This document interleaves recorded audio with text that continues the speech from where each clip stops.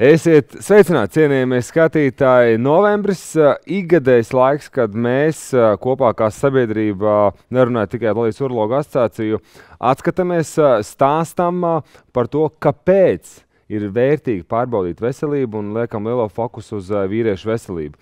Arī šī gada mūsu devīze ir, kas man aiz muguras, vīrieti dzīvo. Mērķis ir pavisam viens, lai mēs tas tik sailītēs nebūtu kaut kur lejasgalā, un lai mūsu tēti, brāļi, opīši un mūsu līdzcilvēki būtu sveiki un veseli, un vienkārši pārbaudītu savu veselību. Mans vārds ir Aivis Ceriņš, un man ir prieks atgriezties šajā formā, kas ir veltīts vīriešu veselībai. Iepriekšējā gadā šeit bija arī kolēģis Uģis Joks, kurš arī ar sirdi un dvēseli ir par šo projektu līdzīgi kā es. Runājot par Latvijas urologu asociāciju, kas ir organizācija, kas veido šo te visu vēstījumu kopā ar saviem kolēģiem. Skaidrs, ka organizācija apvieno sevi lielu kopumu.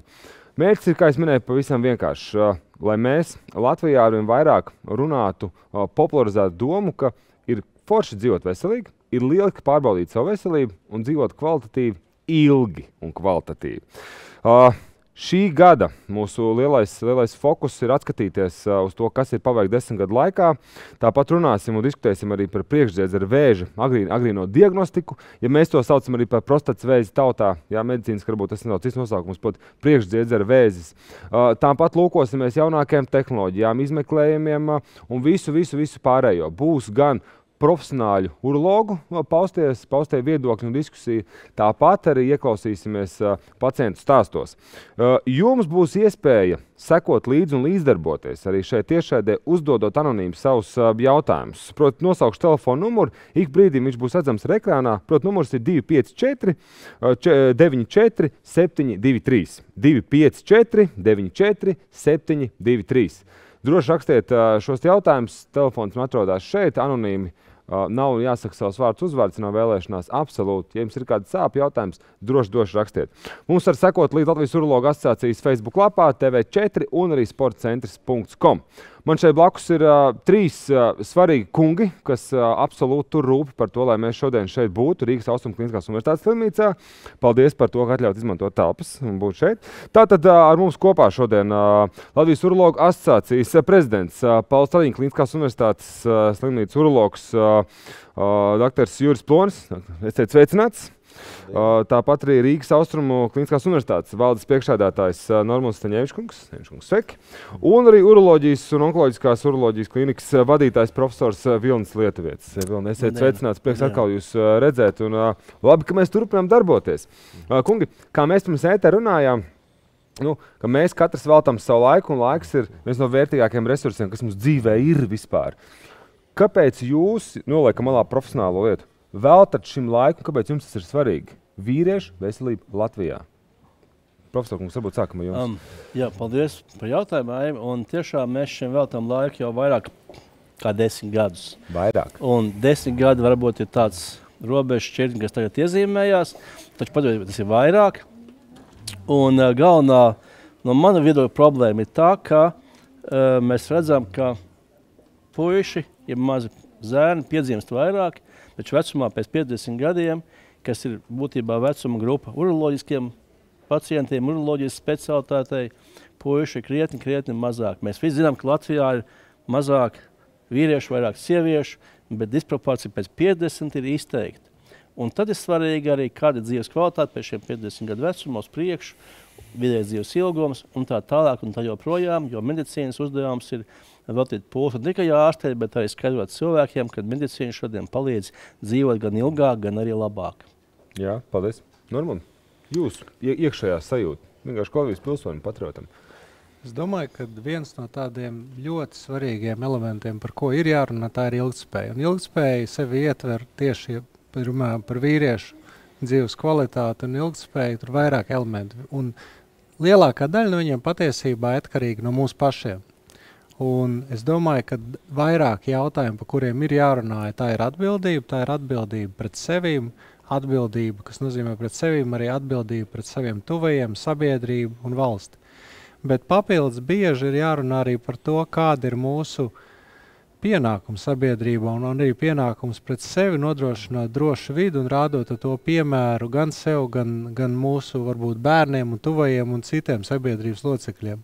Kā piemēru, ko mēs darījām pagājušajās nedēļas nogalē, arī mēs iedrošinājām ar skatuves mākslinieku Dumpi kungu šeit nododot analīzes arī, lai tomēr šo PSA testu veiktu un to darītu, bet es tieši vīriešu dzīves kvalitāti vēl gribētu paplašināt to tālāk, ir arī par tādu drošību ikdienā, jo es domāju, tas, ko mēs šeit slimnīcā saskaramies, ir arī šie, piemēram, neatbildīgi, tāda vieglprātīga attieksme dzīvē tiem pašiem skrejteņiem, piemēram, ja, kad ir ļoti daudz negadījumu notiek un diemžēl atkal, protams, ka lielākā daļa tie ir vīriešu dzimumu pārstāvu, kas ir, tādi varbūt mazāk domā par sevi, par tām sakām, jau domā jau bišķiņ pa vēl, jau, kad ir iestājies.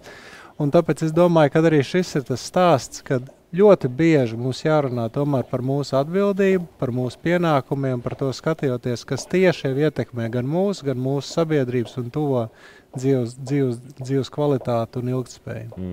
Bet dzīvot ir kolosāli. Kāpēc darīt galu sev muļķīgā veidā? Es par to ļoti daudz filozofiski domāju. Ir jūsu iekšējās domas sajūtas. Ārpus iziet profesijas rāmi. Grūti iziet ārpus profesijas rāmi. Ja mēs runājam tātad ikdienā, jo mēs ar to arī nodarbojamies, tātad runājot ar pacientu, tātad analizējot viņa slimības vai analizējot kaut kādas problēmas. Bet tā ir saruna viens pret vienu, vai viens ar kādu no viņa tuviniekiem vēl klāt. Novembris ir tādā ziņā tāds mēnesis, kad ir iespējams uzrunāt tātad diezgan lielas cilvēku masas, lielu Latvijas populāciju.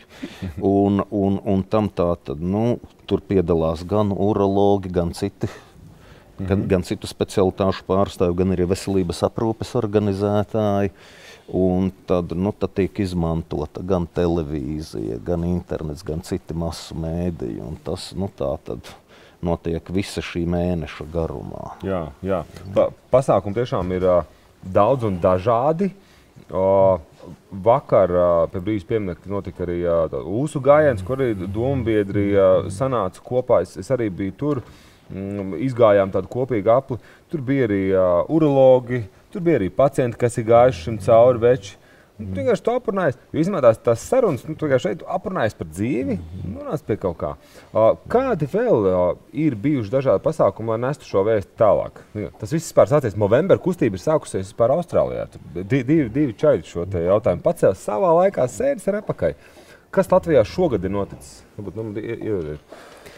Jā, pagājušajā piekdienā mēs slimnīca arī organizējām tādu kopēju nodošanu PSA analīzēm, kur piedalījās gan profesors Lietuvietis, kas varētu būt galvenais vaininieks arī, gan no mūsu slimnīcas, kas šo visu vada.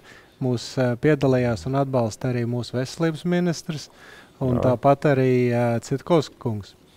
Un viss galvenais iespējams, kad cilvēks, kas tomēr pacēl šo popularitāti citā līmenī, ir mūsu aktieris un skatuves leģenda Uldis Dumbis. Šādi pasākumi viņi ir ļoti būtiski, jo viņi tomēr iedrošina cilvēkus. Un, manuprāt, es esmu priecīgs, ka novembrī mēs varam runāt par vīriešu veselību, oktobrī mēs aktīvi runājam par sieviešu veselību. Un tas, ka šādi pasākumi veicina šīs tēmas aktualitāti un tomēr arī aktualizē šīs problēma jautājums, par ko droši vien mēs kā veči nepietiekam runājam un atzīstam to, ka mums patiesībā ir jāiet uz pārbaudēm un par to jārunā gan ar speciālistiem un pašiem aktīvi jārīkojas. Lietuviešu kungs, ja mēs runājam par to slaveno stigmatizāciju, ka es esmu stiprs vecis, es tur dzīvoju, kas man kaiš, kādas pārbaudas, ko viņi tas stāstīja tiešādē, kas par muļķībām kaut kādām strādā, kamēr tu kļūsti pa kropli, vai es atvainojos, nevaru, vai stolot aiziet normāli. Es mēģināšu būt tieši. Ko jūs 10 gadu laikā sapratat, kas vislabāk strādā par to stigmatizācijas epidēmiju? Kas ir tajā galvās? Viņi tiešām ir, es viņu arī redzu dzīvē. Es domāju, paldies par jautājumu. Es domāju, ka ļoti svarīgi ir veidot viedokli sabiedrībā, domu virzīt un par to atklāt runāt ar cilvēkiem, uz ko tas varētu attiekties, kas būtu iesaistīti, jo tikai saruna, ja valoda ir ceļš laipi no cilvēka pie cilvēka. Un tāpēc ļoti svarīgi ir runāt, un vislabāk strādāt tas, kad runā savstarpēji paši pacienti, jeb veči. Svarīgi ir tas, ka runā daudz jaunāki cilvēki, tie, kas jau ir studenti, vēl vīrieši, kam nav 45, bet kam tikai varbūt ir 30. Un tāpēc arī šodien šajās 2 dienās, kas ir tāds kopsavilkums, jeb esence visam, kur mēs tiešām vairāk runājam, arī būs mums noteikti bērnu speciālisti, profesori Gradovski, rīt būs arī vēl kāds kolēģis arī, un mēs runāsim par to, kas tad būtu jāmācās jau no mazām dienām puikiem, arī maitenēm, kā domāt un kā virzīt šo domu, lai to vīriešu būtu vairāk, ne tikai piedzimstot, bet arī dzīves laikā un arī novecojoties. Jā. Lai meitenes mūsējās nav pilnīgi vientuļas. Absolūti. Jā. Absolūti. Jā, paldies, profesor, ka jūs atzīmējāt arī to, ka mēs iepriekš nebijām daudz pieskārušies jauniešiem bērniem, jo arī vakardienas ūsu gājienā es gāju kopā ar vienu urologu, un es nebeizdomājos pie tēzes, ko viņš teica, tas, ko mēs šodien izdarām, šodien labu kaut ko, 10 gadu nobīdē mēs tikai redzam tu rezultātus. 10 gadu nobīdē mēs tagad panākam kaut ko, šo hronisku slimību. Kas saka, bet kāds iespējams? Jā, es gribēju piebilst to, ka, piemēram, tad, kad bija 25 gadu atpakaļ, kad Latvijā vispār sāka veikt PSA analīzi. Pirms 10 gadiem? Nē, jau bija 98. gads tas bija, un vēl pirms 2000. gadu, pirms saucamā gadsimta mijas, tad būtībā nereti bija jautājums, kas tā par analīzi vispār, ko tad tie urologi iedomājas te man nozīmēt. Man viss ir pilnīgi labi, analīzi izmainīti, kas par to, man te kaut kāds biopsijas jāveic un vēl nezinu kas, un likās netverami, kad pie pilnas veselības tev jāveic ir analīzes.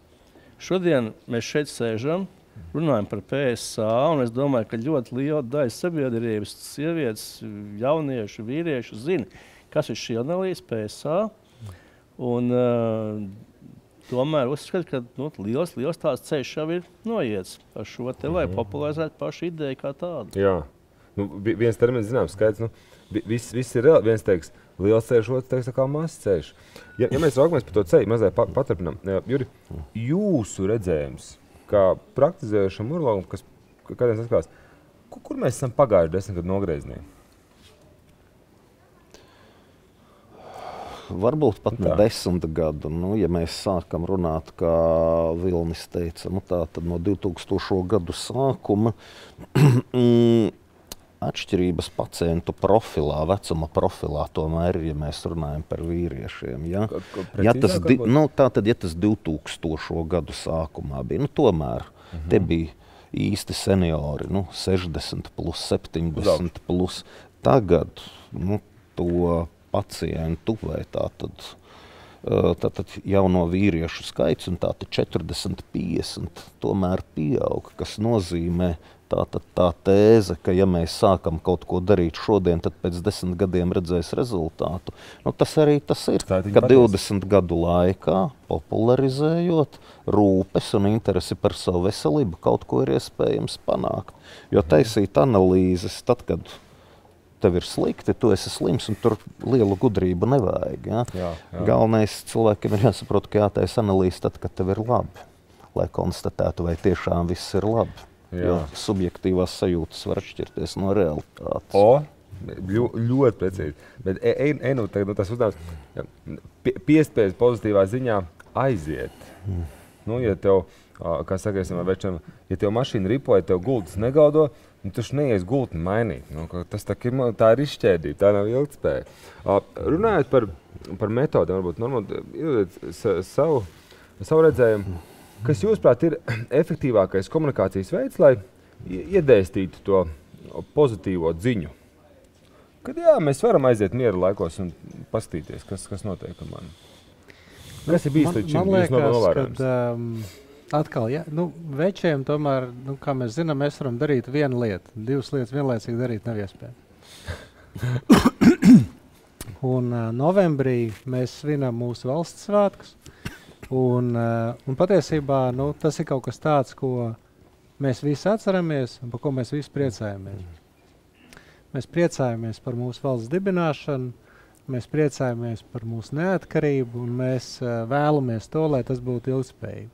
Kāpēc? Lai šis nebūtu arī tas mēnesis, kad mēs atceramies, ka mums pašiem ir jāparūpējas arī par mūsu pašu veselību, jāaiziet pārbaudīties, pateicoties par to, ka mēs esam nonākuši līdz šai dienai un nodrošina arī to, ka mēs varam dzīvot turpmāk. Un es domāju, ka šis ir brīnišķīgs tāds kā iemesls vai atgādinājums, ka mēs zinām, ok, pienāk 18. novembris, atzīmējam, ejam pārbaudīties. Varbūt, profesor Lietovičs kungs, jūs varat papildināt par šodienas tehnoloģiskajām iespējām apzināt cilvēkus. Piemēram, es zinu, ka krūts skrīningā sievietēm Latvijā izsūta arī vēstules. Es pats redzēju to vēstuli. Manai mammai viņa atnāks uz apstājās, viņa saka, vai tu biji? Viņa saka, jā, es jau biju, viss super kolosāli. Vai mēs esam izmantojuši visas kārtas šajā spēlē, proti no Urologu asociācijas puses, no veselības organizētāja puses, no veselības ministrijas puses? Kas mums ir vēl, kādas kārtas ir, ko mēs varētu likt galdā, lai apzinātu vairāk, lai pastāstītu, lai atgādinātu? Jā, paldies par šo jautājumu. Viņš atbildāms nav viegli, jo jāmaina, manuprāt, ir šī pati tā domāšana, tas, ko mēs cenšamies šeit darīt. Mainīt to cilvēku domāšanas veidu un attieksmi un to atbildību paaugstināt. Savukārt, no valsts puses, es domāju, ka pašlaik ir pietiekoši daudz darīts, jo šī PS analīze ir no valsts apmaksāta. Arī tiek rosināts nepārtraukti atgādinājums par šo, ka tas būtu jāveic. Savukārt par to, vai tā būtu agrīnas diagnostikas programma, vai tas ir tiešām skrīnings līdzīgi kā krūtsvēzim, pašlaik joprojām vēl nav pilnīgi viennozīmīga speciālistu viedokļa, bet šis jautājums joprojām aktualizējās. Arī Eiropas komisijā tas tiek strādīts kā ļoti svarīgs jautājums. Tāpēc, lai šo skrīningu ieviestu, tur ir vesela virkne priekšnoteikumu, kam ir jāatbilst šai definīcijai skrīnings, masu skrīnings. Viņam jābūt ar pievienoto vērtību, kas samazina vēža specifisko mirstību. Zinātnieki turpina strādāt, un es prognozēju, ka tuvākos 2-3 gados šīs atbildes tomēr tiks sniegtas, jo tēma ir ļoti rosināta un arī ļoti tuvu ir arī sabiedrība un arī politiķi šī jautājuma formulēšanā. Ļoti labi. Normand, ko jūs pievilkt no sevis klāt? Es varu tikai citēt, laikam, vienu no manām mīļākajām grāmatām Džo Orvela Dzīvnieku fermu, ka visi vienādi, daži vienādāk nekā pārējie. Un mums šajā gadījumā atkal tas pats gadās, kad šī prostatas vēža problemātika Ziemeļa Eiropas valstīs patiesībā ir daudz akūtāka nekā Dienvidu Eiropas valstīs. Līdz ar to, atkal skatoties uz Eiropas Savienību kopumā, šis ir viens no daudziem jautājumiem, kur pilnīgi vienprātību rast bieži būs grūti. Jā. Tāpēc lielā mērā šī atbildība mums ir jāņem pašiem savās rokās, jo beigās tā ir mūsu pašu veču atbildību par to runāt, un es domāju, ka mēs to varam runāt, un mums to vajag runāt, un tāpēc šajā gadījumā atkal es piekritīšu arī profesoram par to, ka daudz vairāk mēs varam izdarīt paši par to runājot, rādot piemēru, ļoti būtiski rādīt arī pašiem ar savu darbību piemēru, un veicot šo savu fanu pulciņu, kas vairāk šo ideju pletīs tad apkārt un piesaistīs jaunas dalībniekus, un tas tiks aktualizēts sabiedrībā. Normand, sirsnīgs paldies, ka atnācāt šeit, veltījāt savu laiku. Paldies par uzņemšanu Rakus telpās. Ja? Viss klusi un mierīgi, lai tas tā arī paliek. Sirsnīgs paldies. Cienījamie skatītāji, mēs turpinām pēc īsa brīža. Atgādinu vēlreiz, ka jums ir brīnišķīga iespēja rakstīt anonīmi sev interesējošos jautājumus telefonu numuru 254 94 723. Mēs turpinām fórumu Vīrieti dzīvo. Pēc mazas pauzes, kad mums jau pievienosies arī dr. Juris Jansons. Runāsim precīzāk, kas ir mainījies 10 gadu laikā, tāpat arī par diagnostikām un visām pārējām lietām. Pēc brīža turpinam.